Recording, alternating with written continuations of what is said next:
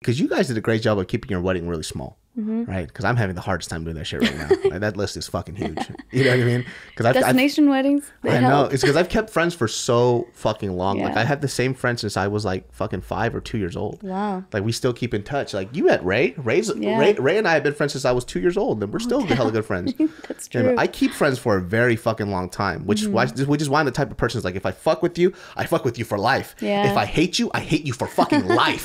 You know what I mean? I stick to my fucking guns. Like if I dislike somebody, it's highly apparent, which isn't a lot of people. Yeah, I mean, there's like a very small sect of people that I might really, really dislike. Yeah. But then everybody else I generally like, and if I keep a friend for a long time, I keep them. You know, that's why like during the whole wedding thing, it's funny when I would get these random messages, especially after this engagement video popped up, right?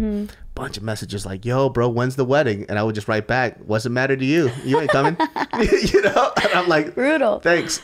You know? Yeah. But I have to say that. And, you know, I'm saying it in a joking way, but I'm kind of for real too. Yeah. You know, because in my mind, I'm like, the audacity. Why the fuck would you come to my wedding, dude? Who the fuck are you, dude? You know what I mean? I know people don't realize, because I didn't realize this until I was planning a wedding, but you pay for every person that shows up. Every head has a price tag. Yeah. It's like, oh shit, you're $100. You're $100. They're like, what about my +1? Fuck your +1, dude. I don't know them. And if you guys aren't married, they're for sure not coming. It's like, it's my girlfriend. Fuck your girlfriend, dude. How about that? You guys just started dating, fucking bitch. That's what I think. It's like, funny. What the hell? Like, even my friend, he had said, I don't have a +1. I'm not like, oh, come on, man. I'm like, whatever, dude. I told her, you ain't going. She goes, I don't give a fuck. I'm like, cool. Go on, and I just go about the wedding because it costs money, man. It does. People have this weird thing where I find it weird when people don't know their position in their friend's life, right? Like, there's a group of people, if I didn't get invited to the wedding, I'd be like, that's kind of weird, right? But a majority of it, it's not. Right. So there was another YouTuber, I'll tell you after, who had a wedding, and my friend was like, oh, so are you going to his wedding? And I'm like, no, he didn't invite me. And they're like, oh shit, like, did something happen? I was like, no, I don't think we're that close. You know, it's like, just because we got drunk together a few times doesn't mean that we're really close friends. Yeah. That's what would happen. Is like, I would meet these people, we get drunk, and I'm a very happy drunk. Yeah, you know? I know, David. Yeah, you are. You're very happy. I am the nicest human being on fucking earth, right? And so next thing you know, like, people, I got invited to be, this is a crazy shit, right? I actually did a video on this where this dude asked me to be a part of his bridal party.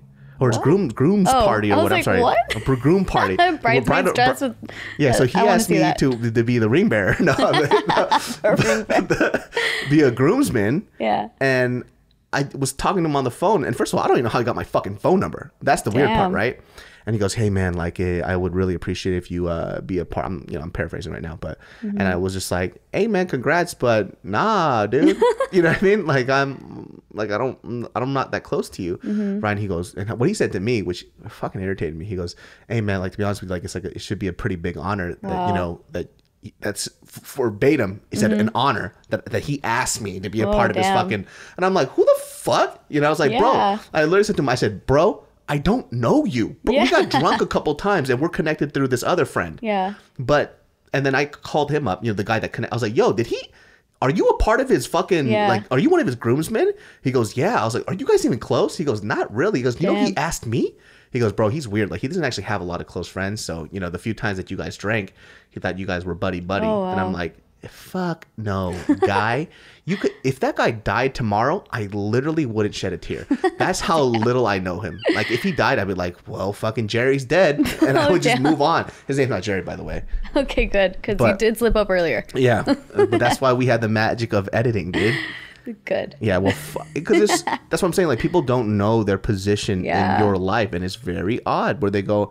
It's because people use that term, that's my friend, very easy, right? Like, that's my friend. I just go, look, no, I know him. Yeah. You know what I mean? But acquaintance. I don't know what that shit's about. I'm pretty sure that probably happens to you a lot, especially because where you came from, and then people are like, oh, that's Tiff. She's my homegirl. You know, now they see, like, you're in the limelight now. Yeah, I was about to ask you, do you think he was inviting you for the clout? Maybe, but he wouldn't want, if I actually went to that wedding, that whole wedding, I would have embarrassed him. I would have grabbed the mic and I just roasted this dude in a full fucking hour. I got so drunk once at a wedding where one of my friends was giving the worst best man speech. I started booing him. That shit was so funny. I wish I was there because I didn't get to go. But yeah, I roasted the fuck out of this fool on the mic. You know what I mean? Like, that's the last thing that you want me to do, because I'll save that wedding in an instant. I was like, took that shit away. Oh man. Because I feel like for you that might happen a lot. Yeah, you know what's funny? I have cousins coming out of the woodwork. They're like, "Hey, prima, you know I'm friends with your tia, with the cousin and the tia and the cousin and all that stuff." Like, literally so many times removed that we're not even like, we don't share the same blood, but they're still coming at me like, "Hey," and then my mom's telling me, she's like, "Hey, so this other prima of yours, they want your phone number," and I'm like, "Mom, you better not give my phone number out to these people. I don't know them. I don't give a shit if they're related, but they're not related." I mean, I didn't grow up with these people, but yeah, that's the funniest one, is where all these cousins from all these other angles are coming out and saying, "Hey." My thing is too, when people come out and they're like, "Yo, man, I'm so fucking proud of you." I'm like, proud of me for what, bro? Who the fuck are you? Like, what are you proud of? Like, what did you know me like that? Like, what the fuck are you saying right now, man? They're proud of you, David. Oh, you're proud of me? Okay, go, good job. I'm proud of you too, you fucking loser. Like, what the hell, man? Like, it's because they want something, and it always comes out. Yeah. It always comes out later on, right? It's like, and it's like, no, I just wanted to congratulate. What are you talking? Why are you being all stuck up? And then later on, it's like, yo, man, like, I'm going through some hard time. Can I get some money? Mm-hmm. It's like, oh, so there it is. You want some money? Yeah. Lo and behold, I'm broke, bitch. You didn't even fucking know, dude. Did you, huh? Would you think these businesses just popped up out of nowhere? That's where all my money is, asshole. Fucking poor. Like, and like Stephanie was talking about this too, where she said like people from back and they just come up and they ask her for money. Wow. And you know, she's like, "Well, I do well from I should give." I said, "No, you don't give those people money." Mm-hmm. Because in my mind, it's like, if I have a surplus of money, I'm going to give to the people that really do matter, that do count, that have supported me, and I'll give it to them. They don't have to pay me back. I'll just fucking give to them. Yeah. And it's weird, and that's where that survivor guilt comes from. It's like, oh shit, maybe I should give it away because I don't deserve this money. Exactly. You know? Ooh. That does happen. But luckily I haven't been in situations like that, or else, I don't know, I could see myself like Stefan giving money away. Do not give money away. Good thing, no. Stephanie, she said in the podcast that she doesn't, but she has that guilt. And plus her husband's really smart.